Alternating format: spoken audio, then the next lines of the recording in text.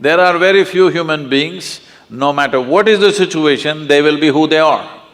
We must see this. I was talking in another town starting with N in Andhra Pradesh. I'm speaking in Nellore to a large group of school students. And then I say, okay, I'll take some questions. One little girl, 14-year-old girl, stands up and she says, Sadhguru, they are saying Rama walked from Ayodhya to Sri Lanka. Is it practical that somebody can walk from Ayodhya to Sri Lanka, or is it just a story? Then I look at her and say, see, you are still a young girl. After a few years, you will find a man. When you find your man, do you want that kind of a man that if you get lost, he will walk all the way? Or he will think this is not practical and find a practical solution in his neighborhood? What kind of a man do you want?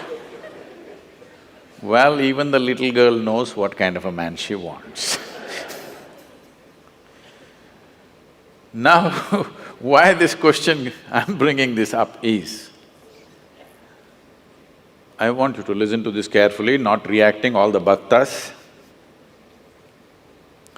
Rama's life is a disaster, a continuous disaster. King born as a prince, coronated as a king, just married with his young wife, some political stuff, ends up in the jungle. Living in the jungle, some television show may be showing it as some kind of a romantic affair, okay? Living in the jungle is not a romantic affair, believe me. I have individually, by myself, I've lasted in the jungle for weeks on end by myself, eating out of the jungle. After 3-4 weeks when I came out into the town, people wouldn't recognize me. That's how it would be. So with a young wife, she's not a tribal woman, she's a princess.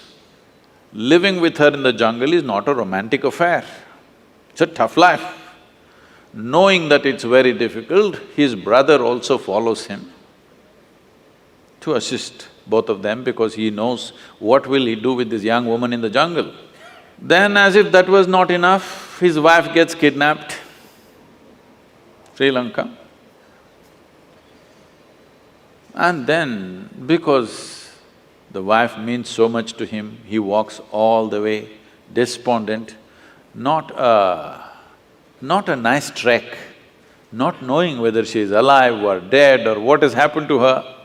He walks down all the way, builds up a Tamil army, goes across, burns down a beautiful city, kills many people, gets back his wife, goes home.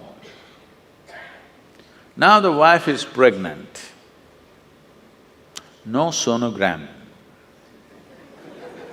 So he doesn't know whether it's a boy or a girl or boys or girls or what.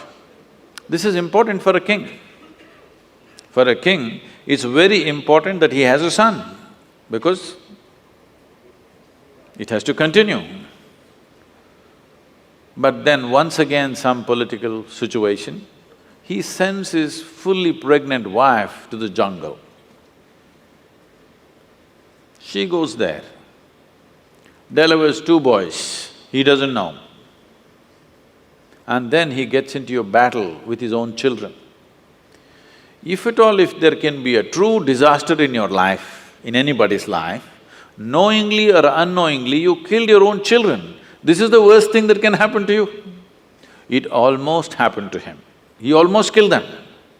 Somehow, by fate, whatever situation, he did not kill them, he almost killed them. He did his best to kill them without knowing who they are. Then Sita dies without ever seeing him again.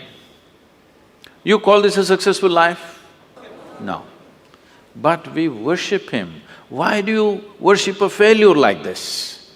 Because no matter what disasters happened, the man did not become angry, hateful. He did not lose his balance. He maintained his balance 100%. He did not give up any of the values and ethics with which he lived. A continuous disaster, a serial disaster he is, but unmoved, untouched. It is this quality that we are bowing down to. We are not bowing down to him because he's a super success. He is a super failure, but within himself, do what you want. You cannot take away who he is.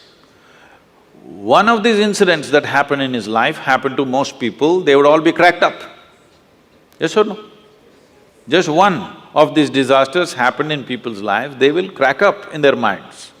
Serial disasters, but total balance. We are bowing down to that quality because this is inner management. If you go out to do things in the world, you cannot control what the world will throw at you. But what you make out of it is 100% yours.